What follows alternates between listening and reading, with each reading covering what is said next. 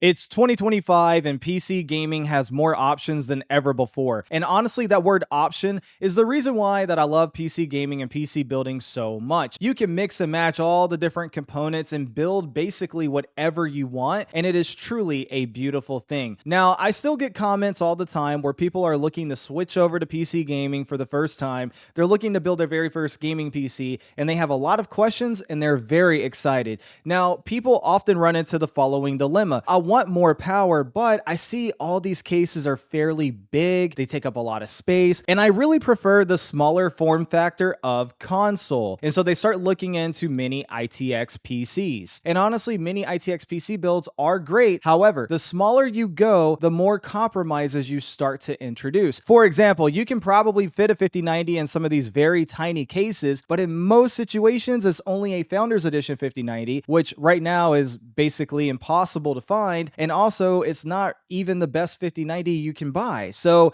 that's kind of limiting in my opinion. So what if there's a happy medium? Today, I have built a new gaming PC that will give you top of the line gaming performance. It fits a 5090 and a 360 AIO, and it's small and portable, and it'll also look good in your living room. Now, before I bore you with all the hardware details, let me go ahead and show you what this PC is capable of doing in games. So with the upcoming Tony Hawk's Pro Skater 3 and 4, I really wanted to go back and test out Tony Hawk's Pro Skater 1 and 2. Does anybody like Tony Hawk as much as I do? Let me know in the comment section down below. Anyway, as you can see, this is native 4K, maxed out settings, and we're pretty much at a locked 240 FPS, give or take. Sure, you see a dip here and there, but for the most part, we're right there at that 240 marker, and that is truly impressive. This is basically a flawless gaming experience. Next up is Call of Duty Black Ops 6, and this time around, I'm actually playing the game instead of just running the in-game built-in benchmark, and this is native 4K on the balance preset, and as you can see, we're bouncing around between 180 to 200 FPS, give or take. I do apologize for the simplified gaming numbers on the screen. I am experimenting with a new overlay, so let me know what you think in the comment section down below. But overall, this is definitely more than a playable experience right here on this PC. And next up, we have Halo Infinite native 4K on the ultra quality preset, so everything is maxed out. And as you can see, we're bouncing between 175 to 190 FPS, give or take, with sometimes peaking above 200 FPS. It just depends on where we are on the map and everything that's going on. But definitely an amazing gaming experience, no doubt about that. And next up, we have Ratchet and Clank Rift Apart. This is maxed out settings, and I mean maxed out settings. We are targeting a 4K resolution with maxed out graphical settings, and ray tracing is enabled with all ray tracing presets maxed out as well. We are using DLSS quality, and we're also using frame generation. Ratchet and Clank does not support multi-frame generation, so this is the normal standard frame generation. And as you can see, we are consistently above 150 to 160 FPS, and sometimes even higher than that, just depending on what's going on. This is a great gaming experience, and even though frame generation can add latency, this felt very good to me, and the overall image quality also looked very good in my opinion. But let me know what you think down below in the comment section. And now finally, for our final game, we have Hogwarts Legacy. In a very similar situation here to Ratchet and Clank, this is maxed out. We are targeting a 4K resolution with maxed out graphical settings, so we're using the ultra preset, and ray tracing is also enabled, and ray tracing is also maxed out. We are using DLSS quality and multi-frame generation set to the X4 mode. And in my opinion, and I've said this before on the channel, I do feel like Hogwarts Legacy is one of the better games that actually showcases multi-frame generation. And I mean that in terms of overall latency and feel and graphical fidelity. I feel like the overall image quality is not impacted too badly here when using 4X on the frame generation side. Now, with that being said, it's definitely not perfect. You can absolutely spot some flaws if you really want to go around nitpicking every little pixel, but overall, this is a great gaming experience. And if you look at our overall frame rate here, we're hovering around 200 FPS, give or take, depending on the scene. Sometimes we're above that, sometimes we're below that. And again, this is using X4 on the multi-frame generation setting. So I understand it's not true frames, but overall, it is definitely a great gaming experience. Oh, and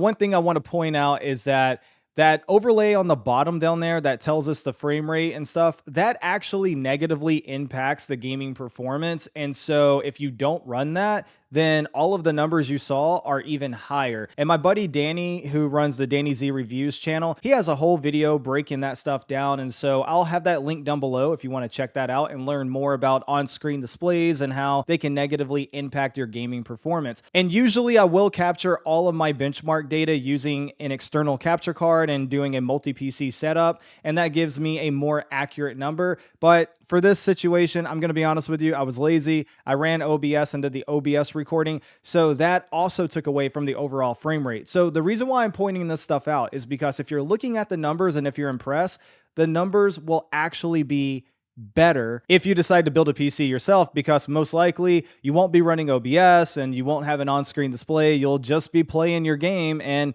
well, the frames will be higher and won't be impacted by OBS running in the background and an on-screen display telling you your frame rate. So anyway, enough of all that. Let's talk about the actual PC. And here's the PC that made all of that possible. This case is from Lian Li. It is called the Lian Li A3, and it is in collaboration with Dan. So this is their Dan collaborative case. And what is really cool about this is that it does come in black and white, and it has different styles. And one of the styles is the wood finish that you see right here on the front. And this makes it look a little bit more modern. It definitely will fit into any office setting or even a living room setting. It's not something that is super flashy and over the top with a bunch of RGB. So it will definitely casually fit in pretty much anywhere. It is also a smaller form factor, so it's definitely portable and you can easily move it around with no issues at all. Now, the thing that's really cool about this is that it fits really big hardware. Like I said before, I do have a 5090 in here, and I also have a 360 AIO. And in my opinion, when you look at it from that perspective, this little case is actually very impressive. Now, as for the CPU, I am using the 9950X 3D. I am a big fan of AMD Ryzen processors. And what I love about the 9950X 3D is that it is the best of both worlds. And AMD even markets it in that capacity, saying it is a gaming and content creation processor. And I definitely agree with that, because on one hand, you have the 3D V-Cache technology, which is what AMD's been using for the last several years to absolutely dominate the gaming market. But then on the other hand, you also have 16 cores, 32 threads with boost clocks up to 5.7 gigahertz to handle everything else in the system. And honestly, this is by far the fastest and snappiest PC I've ever put together. This thing is lightning fast, and that could be in combination due to the GPU, the CPU, and the memory with the tight timings, and the fact that I did a fresh Windows install. So there's a lot going on here, but the point is I really love the 9950X 3D. Let's talk about the motherboard. So this case is a micro ATX case, and it will support a mini ATX motherboard or a micro ATX motherboard. And so in order to maximize the amount of ports available to me, I went with a micro ATX motherboard. Now, Asus sent this over to me. This is their B850M plus Wi-Fi tough gaming motherboard. And they said, hey, here you go. Feel free to use it in your personal build. Looking forward to what you do with it. So massive shout out to Asus for that. Thank you so much for sending this over. I really do appreciate it. And this motherboard has actually been a very good experience so far. One of my biggest concerns by far was giving up USB ports as a content creator. However, as it turns out, I have more than enough USB ports here. I have everything I need, and I even have some left over. This motherboard has 12 USB ports on the back, one USB 20 gigabit per second port, which is a Type-C, 3 USB 10 gigabit per second ports, which are all Type-A, and then another 4 USB 5 gigabit per second ports that are also all Type-A, and then finally 4 USB 2.0 ports, which are also all Type-A. So definitely more than enough to go around. In addition to that, it also has 3 M.2 slots with no lane sharing taken away from the GPU. I have 10 terabytes of storage in this PC with no lane sharing. Let me say that again. I have 10 terabytes of storage in this PC with no lane sharing. That is absolutely phenomenal. And now, speaking of M.2s and storage, the first M.2 slot on this motherboard is a Gen 5 slot. And SanDisk reached out to me and said, hey, can we send over a mystery package for you? And surprisingly, they sent me over their Western Digital Gen 5 drive. And I'm going to be honest here, I had no idea SanDisk even made Western Digital products. I had no idea they were connected in any way, shape, fashion, or form. But thank you so much to SanDisk for sending this over, because this drive is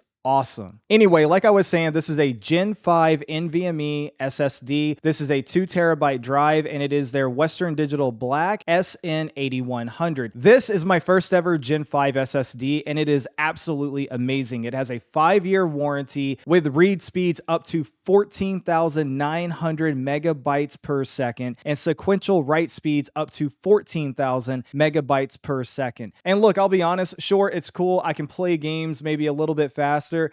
But what's really cool is that I am a content creator, and so now I can video edit and move files around so much faster. So this is seriously going to make my life so much better. So this drive is absolutely awesome. It also comes in a 1 TB configuration as well as a 4 TB configuration. And honestly, one of my big concerns here was that Gen 5 drives are known to overheat and run incredibly hot. And honestly, I was a little bit hesitant about putting it into my PC simply because stability is so important to me. But I've been using it now for well over a week and I've had zero issues with it. But looking at the website and according to SanDisk, they're claiming that this drive is actually over 100% more power efficient than the previous Gen 4 model of this same drive. When you really stop and think about that, that's crazy. And so far I've had zero issues with it, no crashing, no overheating or anything like that. And also, not to mention, I do have the Asus Tough Gaming motherboard here that Asus sent over. And so that does have a heatsink for the Gen 5 drive. So that also helps it to not overheat. So I am very appreciative to both Asus as well as SanDisk for sending over these components. And now let's switch it up and talk about the RAM. So I have 32 gigabytes of DDR5 memory clocked at 6000 MTs, which is still the sweet spot for Ryzen processors. And this is a G.SKILL kit. It is the Trident Z5 Neo RGB, and it does have an AMD Expo profile on it. The thing that makes this RAM kit so cool are the timings. These are the timings right here. CL26